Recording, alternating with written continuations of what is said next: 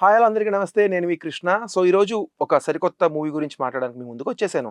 So, ఈ cinema పేరేంటంటే 'Dil రూబా'. నా experience ఏంటో మీకు చాలా బోల్డ్‌గా చెప్పేస్తాను. 'దిల్ రూబా' సినిమా డైరెక్టర్ వచ్చేసి విశ్వకర్ణ అనమాట. సో, ఈ సినిమా అతని మొదటి సినిమా.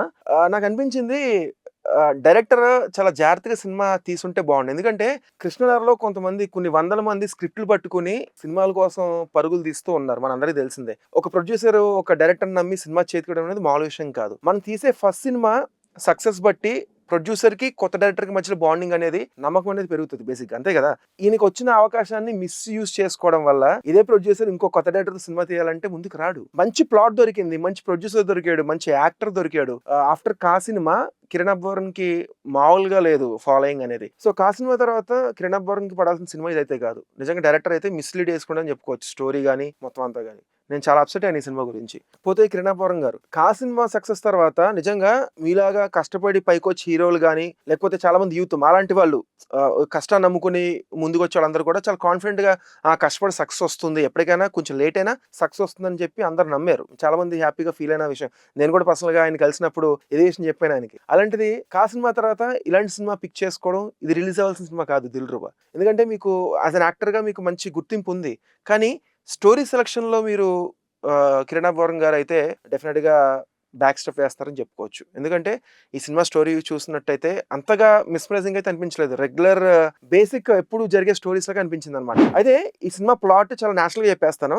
ఫస్ట్ మనోడు ఒక అమ్మాయిలో లవ్‌లో ఉంటాడనమాట. ఆల్ ఆఫ్ సడెన్ ఆ అమ్మాయి బ్రేకప్ చెప్పి వెళ్ళిపోతది. మళ్ళీ ఇంకొక అమ్మాయి వస్తది. ఆ అమ్మాయిది కూడా సేమ్ సిట్యుయేషన్. ఆ అమ్మాయిది తప్ప లేకపోతే మనోడి యాటిట్యూడ్ తప్ప, మనోడి క్యారెక్టర్‌లో తప్పు ఉన్నది క్లారిటీ ఉండదనమాట.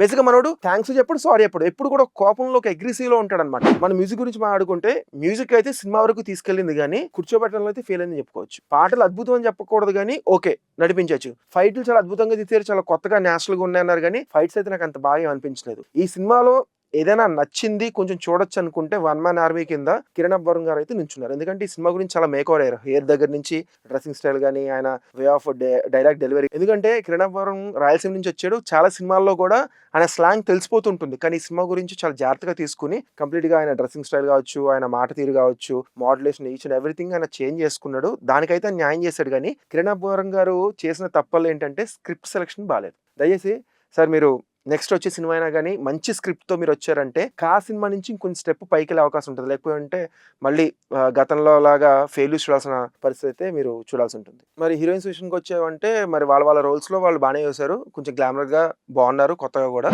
మొత్తం సినిమా మొత్తం చూసుకుంటే ఎంతో కొంత న్యాయం చేసిందయితే కిరణ్ అబ్బవరం చెప్పుకోవచ్చు. ఎందుకంటే 'వన్ మ్యాన్ ఆర్మీ' కింద ఆయన నుంచున్నాడు. కొత్తగా ఆయన ప్రెజెంట్ చేసుకోవడానికైతే ఆయన చాలా న్యాయం చేశాడు. కానీ స్టోరీ సెలక్షన్ విషయంలో మాత్రం ఆయన కొంచెం ఒక బ్యాక్ స్టెప్ ఏసాడని మాత్రం అనుకోవచ్చు. ఎలా అయినా కిరణ్ అబ్బవరం గారు నెక్స్ట్ సినిమా మీరు ఎట్టి పరిస్థితుల్లో మీరు స్టోరీ సెలక్షన్ చాలా బావుండాలని కోరుకుంటున్నాం. నెక్స్ట్ సినిమా మాత్రం డెఫినిట్‌గా 'కా'ని మించిన సినిమా తీయాలని కోరుకుంటున్నాం. 'దిల్ రూబా' లాంటి సినిమాలు కొంచెం మీరు అవాయిడ్ చేస్తే మీ కెరియర్ పాత్ అనేది చాలా బావుంటుంది. అదే ఫాన్స్‌గా చాలా మంది కూడా అది ఎక్స్‌పెక్ట్ చేస్తున్నారు. సో, నాకైతే ఈ సినిమా గురించి ఈ రకంగా అనిపించింది. నా పర్సనల్ ఎక్స్‌పీరియన్స్ షేర్ చేస్తున్నాను. మీరు ఒకసారి 'దిల్ రూబా' సినిమా చూసి మీ ఫీలింగ్ ఏంటో కూడా కామెంట్ సెక్షన్‌లో కామెంట్ చేయండి. Thank you.